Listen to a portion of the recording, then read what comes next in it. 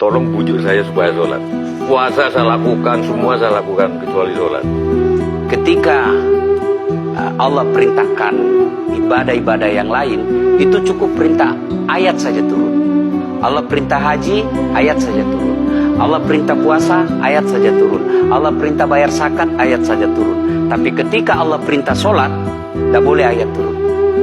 Nabi dijemput oleh 2 malaikat, kemudian diajak naik, ketemu dengan Allah untuk menerima perintah ini. Kenapa? Karena perintah ini sangat penting. Mas, saya boleh dagang, bayar zakat sambil nyanyi. Saya boleh haji sambil nyanyi. Tawaf, labbaik Allahumma labbaik, labbaik la syarika lak labbaik. Boleh. Ya, saya bayar zakat boleh sambil nyanyi. Begadang jangan begadang. Kenapa? Sholat tak boleh. Allahu Akbar. Darah muda, darahnya batal sholat saya. Kenapa? Inilah puncak penghambaan kepada Allah. Jadi puncak penghambaan kalau saya meraku hamba, sholat. Yang paling mulia dalam tubuh kita, kepala. Adik-adik bercanda dipukul pantatmu masih senyum. Dorong dadamu masih senyum.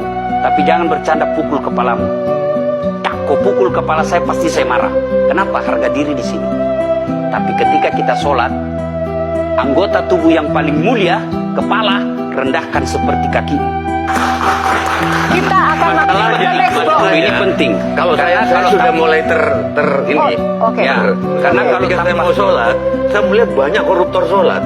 ya, Saya melihat banyak orang sholat yang kalau saya ajak ngomong main HP, nggak punya adab. yang paling enak memang sholat tidak korupsi. Yang paling nyaman memang, paling ideal sholat jujur. Tapi wala talbisul haqqa bil batil, kata Allah. Allah tidak mencampurkan antara hak dan batil. Sholatmu beda, puasamu beda, maksiatmu beda. Itulah sehingga Allah hadirkan 2 malaikat, Rakit dan Atid, mencatat yang baik di baik, yang salah salah. Tapi ini setan kan tidak membiarkan itu. Maka setan masuk. Nah, dia sholat tapi dia korup. Tapi Allah Maha Adil, maka ditimbanglah nanti mana yang lebih banyak, kebaikanmu atau keburukanmu. Kalau dia baik amalnya tapi tidak ada sholatnya, sia-sia. Kenapa? Passwordnya kebaikan itu, kuncinya itu adalah sholat. Ustaz, ketika naik haji, naik pesawat itu mungkin dibikin orang yang nggak sholat. Iya, betul. Terus gimana tuh? Nah, Kursi itu mungkin dibikin orang yang nggak sholat. iya betul. Terus? Nah, bagi orang yang tidak sholat itu, Allah nanti perlihatkan amalnya. Yang ciptakan listrik ini luar biasa amalnya. Iya. Saya bisa dakwah karena ada mic. Iya. Dan mic itu dari orang non-muslim yang Iya. ciptakan. Maka Allah nanti pamerkan. Ini kau punya amal. Ini 10 miliar kau punya amal. Mana passwordnya? Mana kuncinya? Kuncinya itulah sholat. As-sholatu imanuddin, as-sholatu miftahul jannah. Sholat itu kunci kebaikan. Sholat itu tiangnya agama. Sebuah bangunan, dia bisa berdiri tanpa dinding. Sebuah bangunan, dia bisa kokoh tanpa atap. Tapi ketika bangunan tidak punya tiang, pasti tidak kokoh. Tiang itulah dalam agama sholat. Dia tidak husuk, tidak ada urusan. Allah tidak hitung kamu husuk atau tidak. Kamu datang deh sujud sama saya. Orang haji kan melempar 3 jumroh. 1 tiang, 7 batu. Kenapa tidak dikumpul saja itu? 1 kali lempar, tak. Kenapa?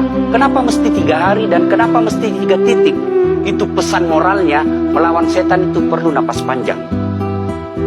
Dengar azan, jangan pikir setan dia tebar itu. Tak usah kau sholat, nanti kau tua. Anggaplah pergi sholat, setan menyerah, tidak. Buru-buru kamu, buru-buru. Akhirnya apa? Wudhu tidak sempurna. Anggaplah anda wudhu dengan sempurna, setan menyerah, tidak. Masuk masjid, tak usah sholat sunnah, tak usah sholat sunnah.